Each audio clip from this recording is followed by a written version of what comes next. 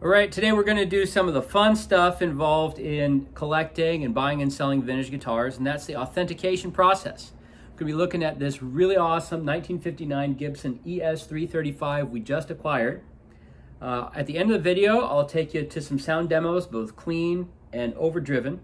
But to start, we'll take this thing apart a little bit, do a minimal kind of authentication here, look at all the component parts. I can show you a little things that you can do to ensure the originality of your vintage instrument. Now, this guitar is not for sale, but on this channel we have a number of really cool, at least I hope you think they're cool, vintage pieces up for sale. A lot of times the links are highlighted below. You'll get the best deal as you contact me directly. And if you're enjoying this and you want to get updates for the latest stuff I have up for sale, make sure you subscribe to the channel, and that means you'll see all the new videos come into your feed right away, and you can have first crack at some of the nicest stuff that we get.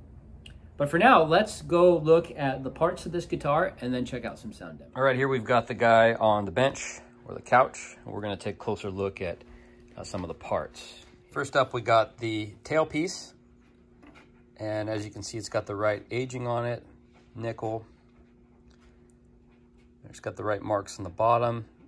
You'll notice the tooling marks here. They run sideways. Sometimes they run at more of an angle. You'll see different tooling marks.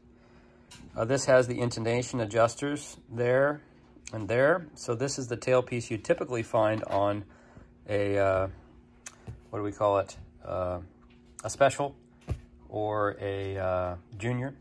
You will find them on guitars like this. So it's not uncommon, and there's really no reason to doubt its originality because you do find another wire ABR1 bridge. This is a $1,000 plus bridge. That's what they typically sell for. It's got the brass saddles. Okay, the right tooling marks on them. And we'll go ahead and come up underneath it.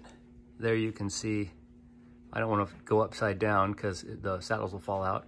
There you see the Gibson ABR1 and the foundry mark on there.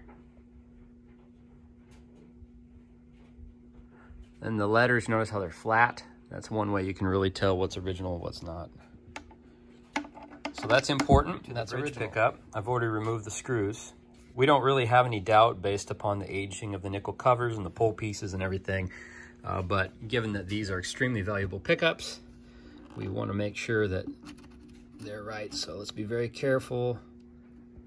And there we go. Look at that. There you can clearly see the patent applied for sticker with the sealed cover. Solder has not been touched. There we have the L tooling marks on the feet right there. It's shaped a little bit like an L.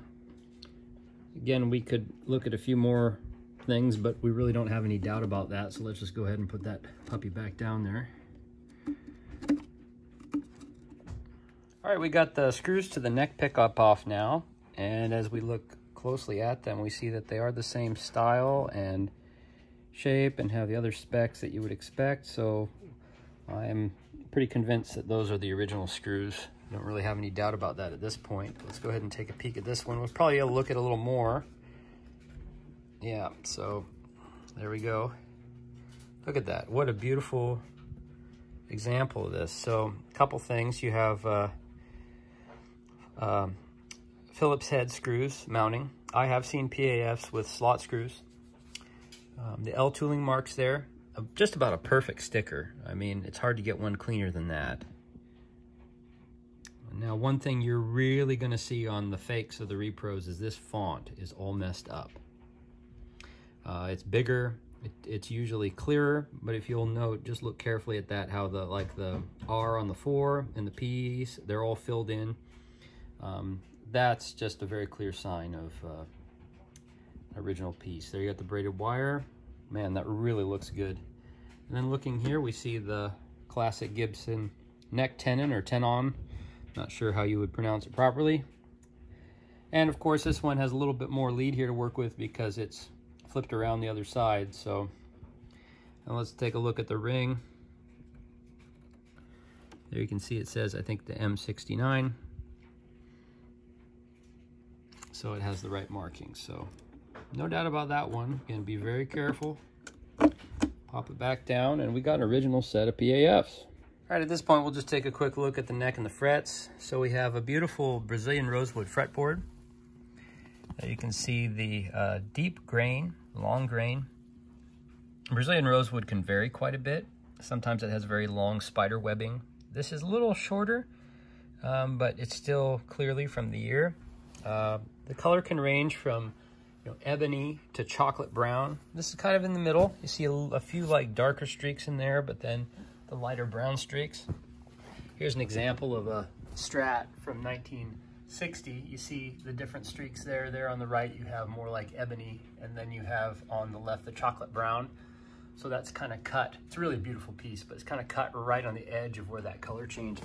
So, okay, what else we can say? This has the factory fat frets. A few years earlier, I have like a 57 Les Paul Special. It's very skinny frets, and so we like these. And of course, you have the fret dot markers here. All these are original. And again, the binding fully intact around the neck. The dots on this side. And then of course, we have the factory stock nut. You see a little bit of the finish there on the edges. Here's the truss rod cover. It's the bell shape, no cracks on it.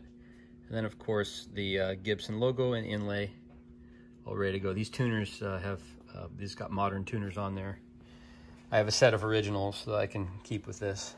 Notice the guard here, it's the long version. It comes all the way down past the bridge. This only lasted a short while and then was replaced with the more familiar short version. It's got a nickel